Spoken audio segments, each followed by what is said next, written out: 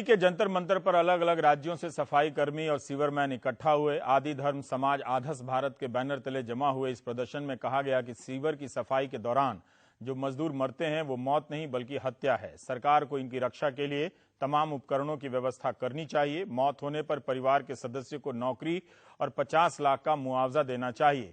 परिमल की रिपोर्ट देखिए। इसमें आधस भारत का दावा है कि पिछले साल 105 लोगों की मौत सीवर सफाई के दौरान हुई है।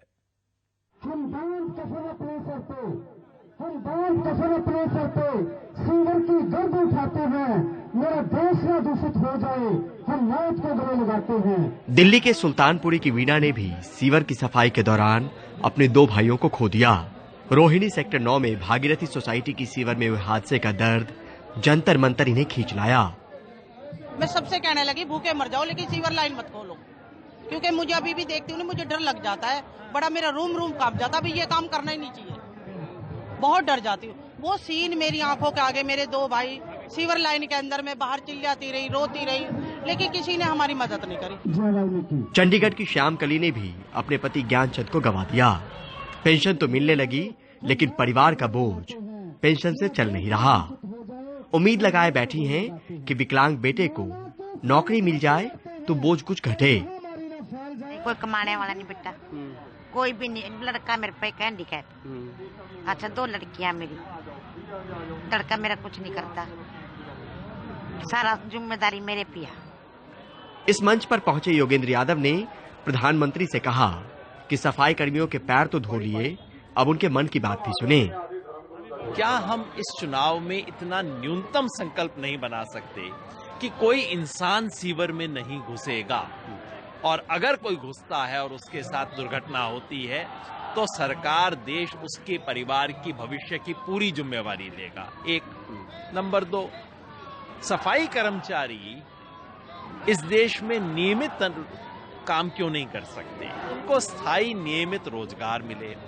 और तीसरा, आरक्षण की व्यवस्था में अनुसूचित जाति के लिए आरक्षण है, लेकिन ये जो वाल्मीकि समाज है, सफाई कामगार समाज है, उनको तो उसका एक हिस्सा भी नहीं मिल पाता।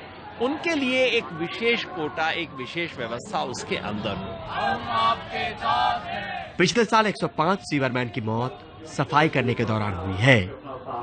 आंकड़े सरकार के पास नहीं, आंकड़े कुछ संगठन इकट्ठा कर रहे हैं अपने लेवल पे। देखिए कितनी बड़ी बात कि डेथ का आंकड़ा, और वो भी जो सरकारी ड्यूटी करते हुए जिसकी डेथ हो रही है, उसका कोई आंकड़ा सरकार नहीं रख रही, उसकी कोई कार्रवाई नहीं कर रही। और इसलिए मुझे इसको कहना पड़ा कि ये एक्सीडेंट नहीं है, ये हत्या है जो निरंतर जारी है।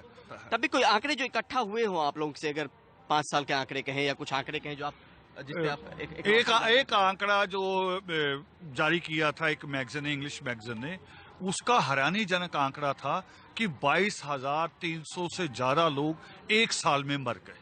आज की मांग क्या क्या सर मोटे तौर पर? हमारी मांग एक कि उसकी सुरक्षा के इंतजाम हो, प्राइवेट आदमी नहीं होना चाहिए उसमें, बकायदा सरकार एक मिनिमम क्वालिफिकेशन रखे, 5 क्लास 8 क्लास जितना रखना चाहती है। उसके बाद उसको टेक्निकल एजुकेशन, मतलब वो गैस को समझ सके, उसकी ज्वलनशीलता को समझ सके, उसमें जाना या नहीं जाना वो टेस्ट करने का उसको अपने आप आना चाहिए कि मैं इसको जांच परख सकूं।